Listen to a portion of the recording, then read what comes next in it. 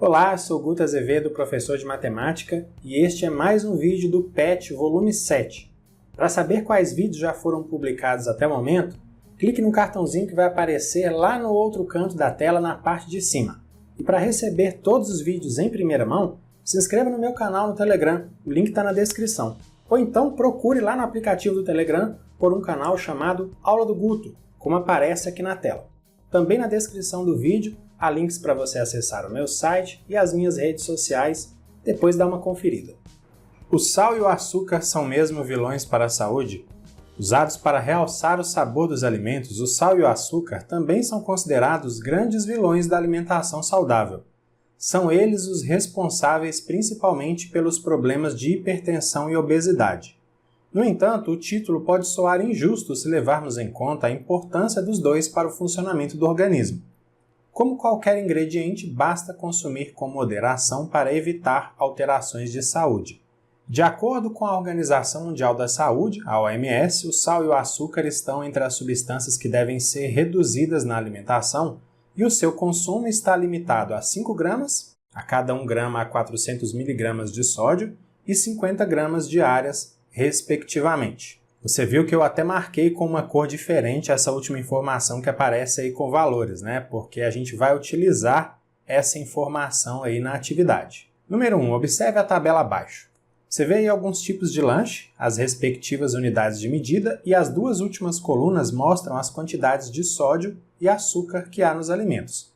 Eu vou reproduzir a informação que apareceu lá no texto porque, como eu disse, ela vai ser uma referência muito importante na realização da atividade. Letra A. Dentre as opções apresentadas, escolha uma opção de lanche de sua preferência com 3 itens da tabela.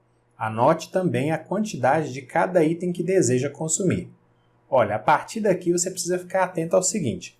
Existem muitas opções e a minha opção pode ser diferente da sua. Isso significa que se você optar por um lanche diferente do meu, nossas respostas vão ficar diferentes, tudo bem?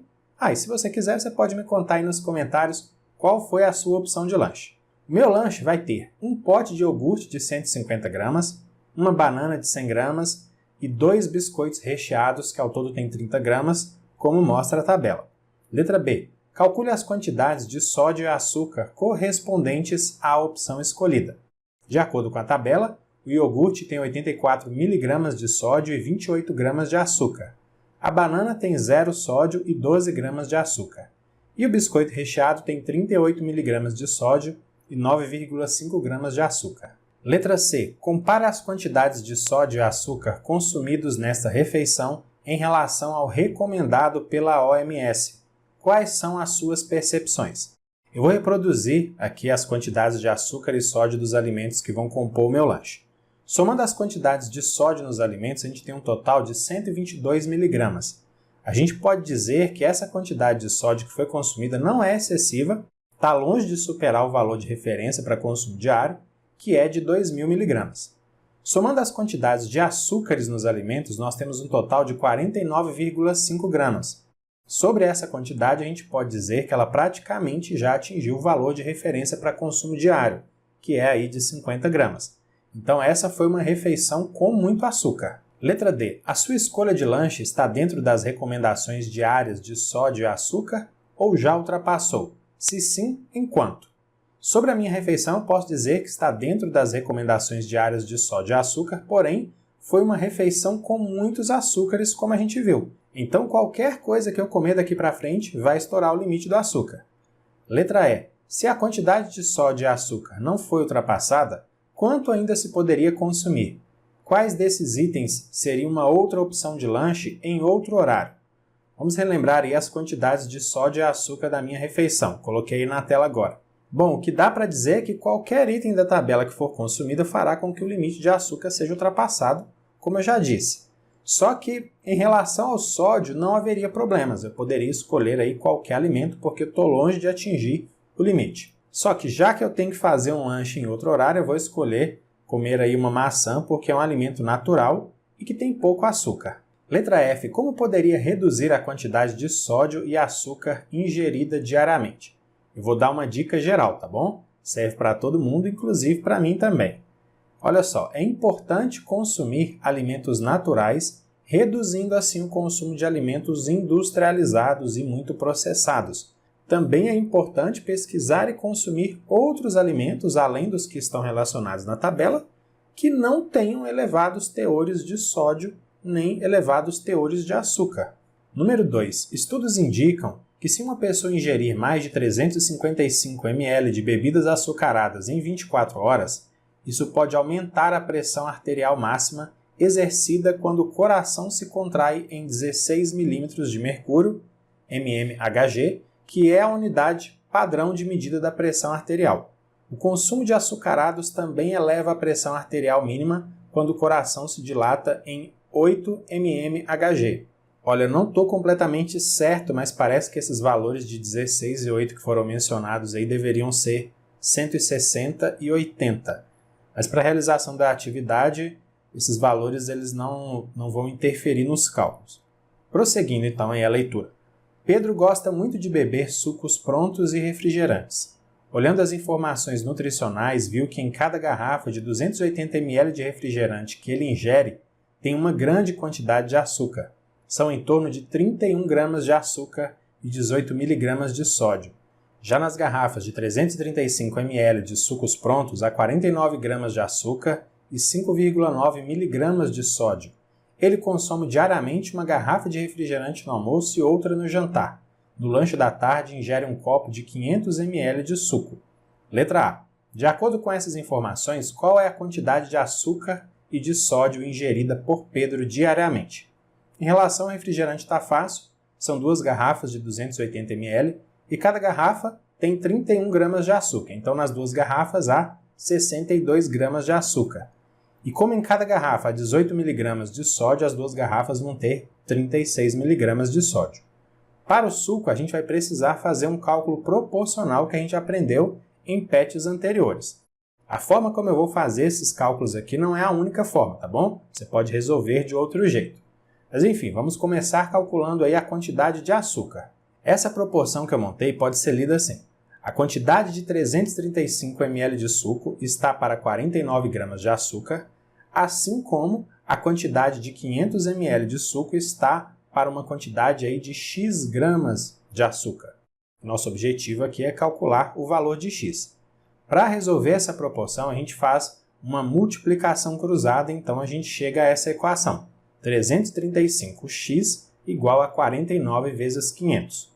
49 vezes 500 dá 24.500, então a nossa equação fica 335x igual a 24.500.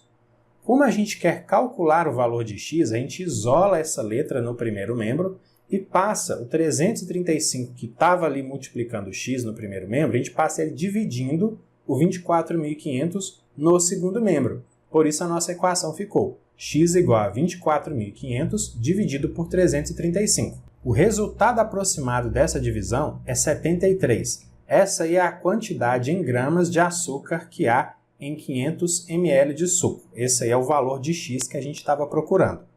Agora a gente vai calcular a quantidade de sódio que há no suco.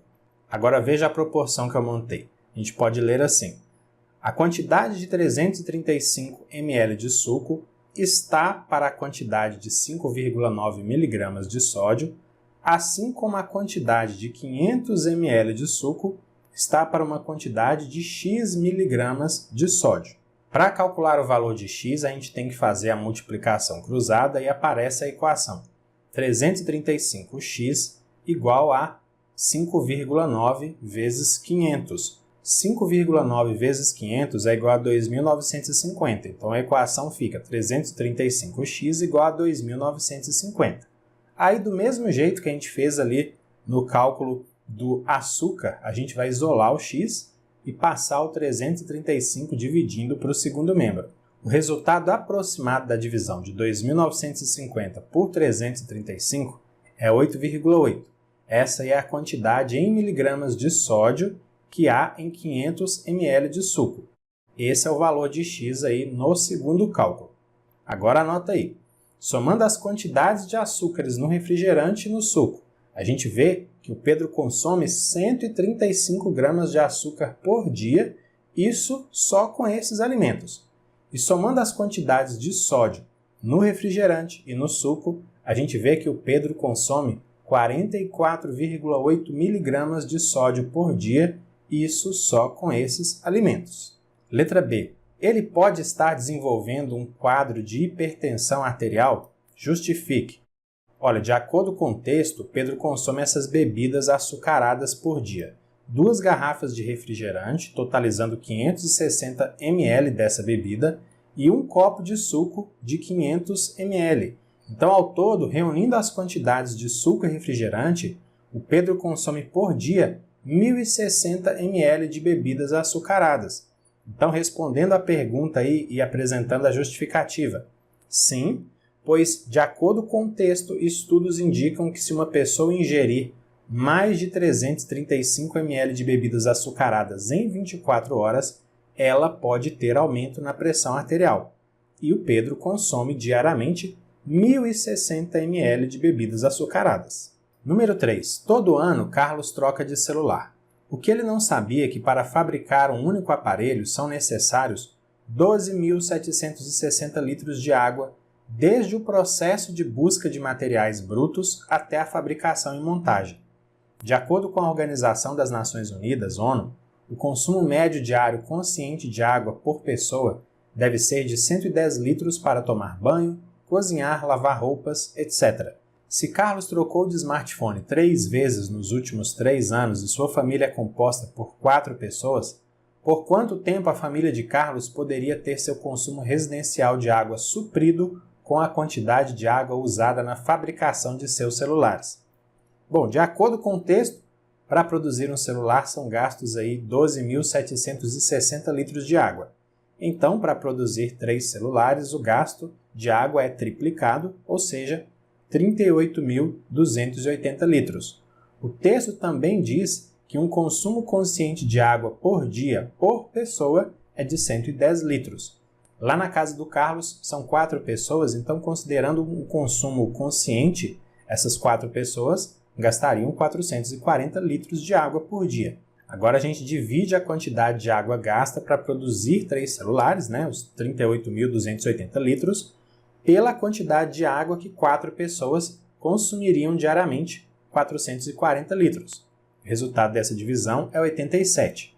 Então anota aí, a família de Carlos teria o seu consumo residencial de água suprido por 87 dias. Número 4. Levando em consideração o meio de transporte que você utiliza para ir à escola e que para cada 70 kg de emissão de CO2 é necessário plantar uma árvore de Mata Atlântica, faça uma estimativa da quilometragem mensal percorrida da sua casa até a escola, a quantidade correspondente de emissão de CO2, de acordo com os dados da tabela ao lado, e quantas árvores de Mata Atlântica são necessárias para plantar para compensar essas emissões, a fim de amenizar a poluição do ar. Caso você não use nenhum transporte poluente, procure um amigo que utilize esse tipo de transporte e, baseado nos dados coletados, faça os cálculos. Olha, essa é uma atividade onde as nossas respostas podem ser completamente diferentes, porque pode variar a distância da casa da pessoa até a escola, o meio de transporte que ela utiliza. Então, não tem problema se as nossas respostas ficam diferentes. Eu vou fazer o seguinte, eu vou considerar um estudante que percorre de carro a distância de 6 km por dia, já considerando o trajeto de ida e volta. Claro que aqui a gente vai considerar que as escolas estão abertas, Então, em um mês de 30 dias, normalmente há 22 dias de aula.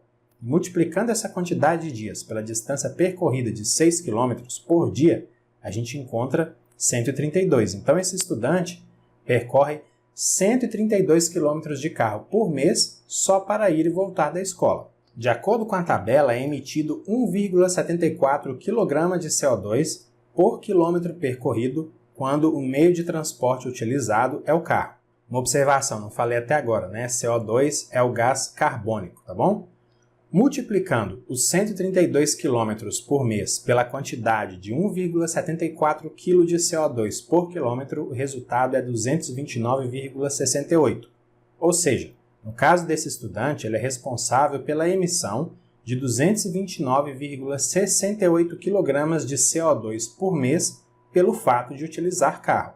O texto diz que para cada 70 kg de emissão de CO2 é necessário plantar uma árvore de Mata Atlântica.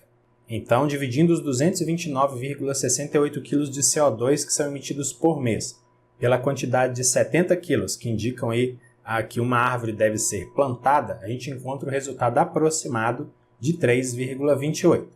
Portanto, nessa situação, anota aí, devem ser plantadas mais de 3 árvores por mês. Bom, o ideal aí seria plantar 4 árvores, né? Porque não tem como plantar uma fração de árvore. Então é isso, finalizamos aqui mais uma sequência de atividades do PET Volume 7. Se você gostou, e claro também, se quiser, curta e compartilhe esse vídeo com outras pessoas.